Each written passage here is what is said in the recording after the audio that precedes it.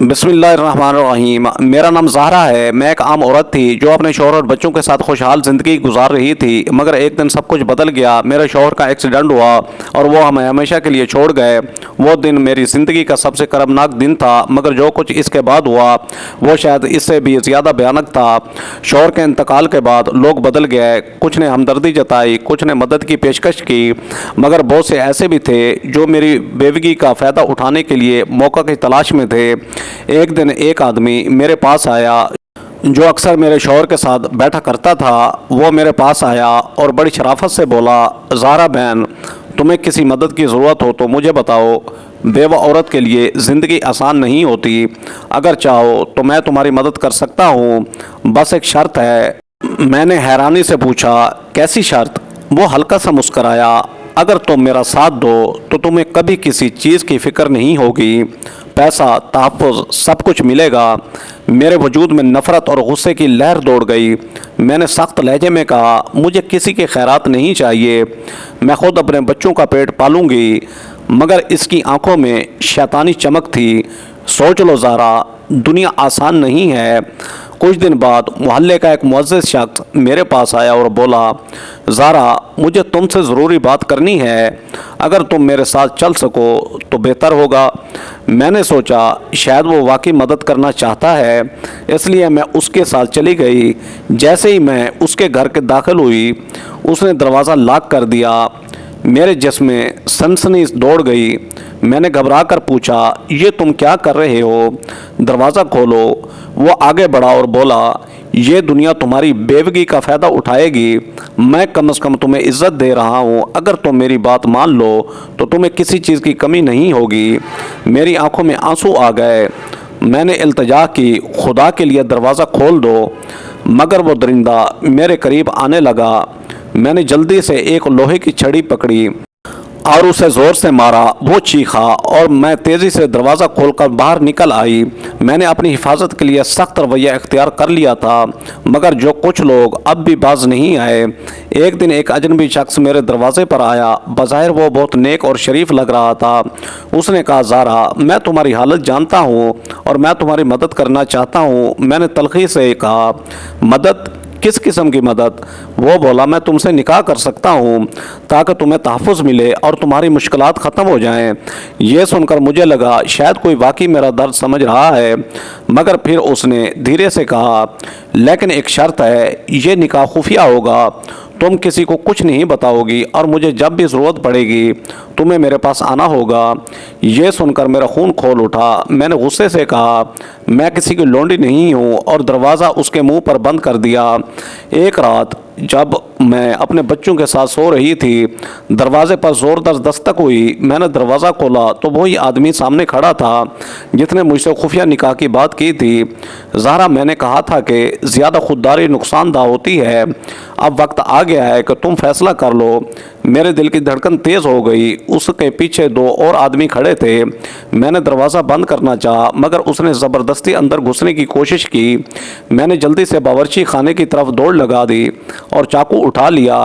अगर एक कदम भी आगे बढ़े तो मैं ये अपने सीने में उतार लूँगी। मैं चिल्लाई। शायद मेरी संजीदगी ने उसे खौफज़दा कर दिया था। वो एक लम्हे के लिए रुका, फिर तंजिया मुस्कुराहट के साथ बोला, चलो आज छोड़ देते हैं, लेकिन अगली बार तुम्हें कोई नहीं बचा सकेगा। वो चला गया, मगर मैंने उसी रात फैसला कर लिया था, अब मैं मज़ीद कमज़ोर नहीं रहूँगी। मैंने सिलाई का काम शुरू किया, दूसरों के घरों में खाने बनाए और अपने बच्चों को पढ़ाया। फिर वो दिन आया जब मेरा बेटा स्कॉलरशिप लेकर एक बड़ी कंपनी में नौकरी पा गया। वो मेरे पास आया, मेरे हाथ में एक चाबी रखते हुए बोला, अम्मी, ये घर आपके लिए है, अब आपको काम करने की कोई ज़रूरत नहीं है। मेरी आंखों में खुशी के आंसू आ गए। मैंने आसमान की तरफ देखा और कहा, शुक्र है मेरे अल्लाह, तूने मेरी कुर्बानियों का सिला दे दिया। वक्त गुजरता गया, मगर आजमाइशें ख़त्म ना हुई। हर मोड़ पर नए चेहरे, नई चालाकियाँ और नए ख़तरे मेरे रास्ते में हायल हो रहे थे। मेरा बेटा अब बड़ा हो चुका था और एक अच्छी नौकरी कर रहा था। मैंने सोचा कि अब शायद सब कुछ ठीक हो जाएगा, मगर कुछ पुराने दुश्मन अभी तक साए की तरह मेरे पीछे थे। एक दिन मैं बाज़ार में ख़रीदारी कर रही थी कि एक मानूस आवाज़ ने मुझे चौंका दिया, ज़ारा, कैसी हो? میں نے مڑ کر دیکھا، وہی شخص جس نے ایک بار مجھے نوکری کے بہانے بلیک میل کرنے کی کوشش کی تھی، وہ مسکرا رہا تھا جیسے کچھ ہوا ہی نہ ہو۔ مجھے لگا تم مجھے یاد بھی نہیں رکھو گی، اچھا ہوا پھر سے ملاقات ہو گئی۔ میری آنکھوں میں نفرت اتر آئی۔ میں نے سخت لہجے میں کہا، میرے راستے سے ہٹ جاؤ ورنہ برا انجام ہوگا تمہارا۔ وہ ہنسا، زہرا تم اب بھی ویسے ہی ضدی ہو، مگر وقت بدل چکا ہے، اس بار تمہارے پاس زیادہ اختیار نہیں ہوگا۔ اس کی آنکھوں میں ایک پراسرار چمک تھی، جیسے وہ کچھ خطرناک سوچ رہا ہو۔ میں نے دل ہی دل میں اللہ کو پکارا اور جلدی سے وہاں سے نکل گئی، مگر میرے دل میں ایک بے چینی تھی کہ یہ بات یہاں ختم نہیں ہوگی۔ چند دن بعد رات کے وقت میرے گھر کی بجلی اچانک بند ہو گئی۔ میں نے باہر جھانکا تو گلی میں کوئی غیر معمولی حرکت نہیں تھی، لیکن جیسے ہی میں نے دروازے کھولنے کی کوشش کی، کسی نے زبردستی دھکا دیا اور میں پیچھے گر پڑی۔ اندھیرے میں ایک سایہ داخل ہوا۔ تمہیں لگا تھا کہ تم بچ جاؤ گی زہرا؟ میری سانس رک گئی۔ وہی شخص میرے سامنے کھڑا تھا اور اس کے ساتھ دو اور آدمی بھی تھے۔ میں نے چیخنے کی کوشش کی مگر اس نے میرے منہ پر ہاتھ رکھ دیا۔ اگر تم چیخو گی تو تمہارے بچوں کو کچھ ہو سکتا ہے۔ یہ دھمکی میری روح کو جھنجھوڑ گئی۔ میری آنکھوں میں آنسو آ گئے، مگر میں جانتی تھی کہ میں کمزور نہیں پڑ سکتی۔ میرے ہاتھ قریب ہی پڑی ایک لوہے کی چھڑی تک پہنچے اور جیسے ہی میں نے اسے پکڑا، پوری قوت سے اس کے پیٹ میں دے ماری۔ وہ درد سے چلایا اور میں نے فوراً دروازے کی طرف دوڑ لگائی۔ باہر نکل کر میں نے پوری طاقت سے شور مچایا، چور چور مدد کرو۔ محلے والے باہر نکل آئے اور وہ تینوں وہاں سے بھاگ گئے۔ یہ رات میرے لیے ایک نیا سبق تھی۔ اس رات کے بعد میں نے پولیس میں رپورٹ درج کرائی۔ میرا بیٹا میری حمایت میں کھڑا تھا اور اس بار میں نے فیصلہ کر لیا تھا کہ میں چھپ کر نہیں بلکہ کھل کر مقابلہ کروں گی۔ پولیس نے تفتیش شروع کی اور کچھ ہی دنوں میں ان آدمیوں کو گرفتار کر لیا گیا۔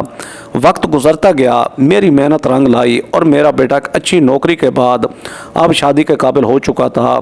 میں نے ہمیشہ دعا کی تھی کہ وہ ایک اچھی نیک سیرت لڑکی کو اپنا ہم سفر بنائے جو ہمارے لیے خوشیوں کا باعث بنے، مگر زندگی ہمیشہ ویسی نہیں ہوتی جیسی ہم چاہتے ہیں۔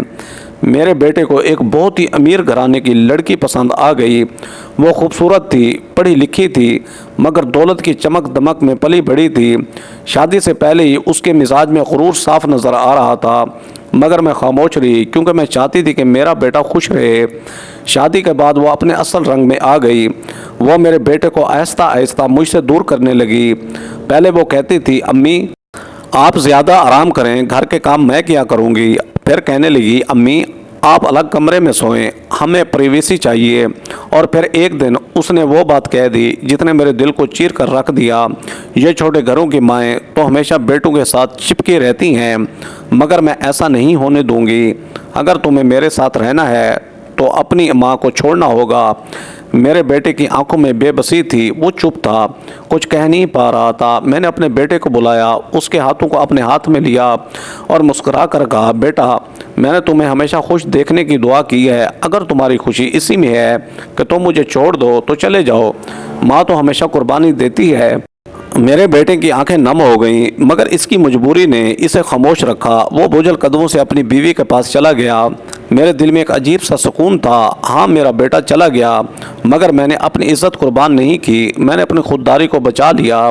زندگی عجیب موڑ لے چکی تھی۔ میرا بیٹا مجھے چھوڑ کر چلا گیا تھا اور میں تنہائی میں زندگی گزار رہی تھی۔ اگرچہ میں نے خود کو مصروف رکھنے کے لیے ایک چھوٹا سا ادارہ کھول لیا تھا، لیکن دل کے کسی کونے میں ایک خالی پن تھا جو کسی سے بھی چھپایا نہیں جا سکتا تھا۔ کبھی کبھی رات کو تنہائی میں سوچتی، کیا میری قسمت میں بس قربانیاں ہی لکھی ہیں؟ کیا مجھے بھی کسی کا سہارا نہیں مل سکتا؟ ایک دن میں مارکیٹ میں کچھ ضروری چیزیں خریدنے گئی۔ جیسے ہی میں ایک دکان پر پہنچی، اچانک کسی نے میرا نام لے کر پکارا، زہرا۔ میں نے پلٹ کر دیکھا تو حیران رہ گئی۔ وہ نعمان تھا، میرا بہت پرانا جاننے والا۔ وہ میرے شوہر کا دوست تھا اور برسوں بعد اچانک میرے سامنے کھڑا تھا۔ یہ واقعی تم ہو؟ میں نے سنا تھا کہ تمہاری زندگی بہت مشکلات میں گزری، مگر تم اب بھی پہلے کی طرح باوقار نظر آتی ہو۔ میں نے ہلکی مسکراہٹ سے کہا، ہاں وقت نے بہت کچھ سکھا دیا ہے۔ ہم کافی دیر باتیں کرتے رہے۔ اس نے بتایا کہ وہ بھی بیوی کے انتقال کے بعد اکیلا رہ گیا تھا उसकी औलाद थी, मगर सब अपनी अपनी ज़िंदगी में मसरूफ़ हो चुके थे। ज़ारा, हम दोनों की कहानियाँ एक जैसी हैं। हमने अपनी ज़िंदगी दूसरों के लिए कुर्बान कर दी, मगर ख़ुद के लिए कुछ नहीं सोचा। क्या तुमने कभी सोचा कि तुम्हें भी किसी का सहारा मिलना चाहिए? मैंने चौंक कर उसे देखा। कुछ दिन बाद नुमान ने मुझसे दोबारा मुलाकात की। इस बार वो कुछ खास संजीदा लग रहा था। ज़हरा, मैं तुमसे एक बात करना चाहता हूँ, मगर डरता हूँ कि तुम बुरा न मान जाओ। मैंने हैरानी से उसे देखा। कहो, ऐसी कौन सी बात है?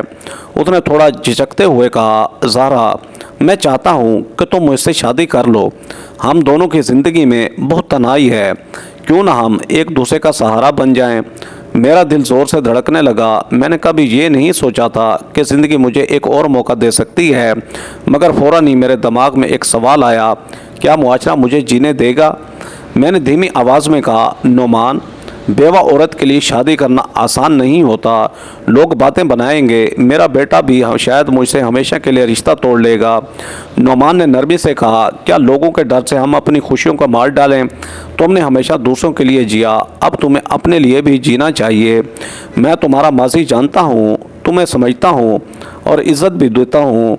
मैं तुम्हें कभी तनहा नहीं छोड़ूंगा। मेरे दिल में एक कश्मकश शुरू हो गई। मैंने अपनी पूरी ज़िंदगी दूसरों के लिए कुर्बानियाँ दी, कभी अपने शौहर के लिए, कभी अपने बच्चों के लिए और कभी उन लोगों के लिए जो मेरी बेबसी का फ़ायदा उठाने की कोशिश करते रहे। मगर अब पहली बार मैंने अपनी खुशी के बारे में सोचा। मैंने नुमान की पेशकश कबूल कर ली। ये फ़ैसला आसान नहीं था, मगर जब मैंने अपने दिल से पूछा तो एक ही जवाब आया, तुमने बहुत दुख सह लिए ज़ारा, अब तुम्हें खुश रहने का हक़ है। शादी एक सादा सी तकरीब में हुई। मेरे लिए यह सब कुछ ख्वाब जैसा था।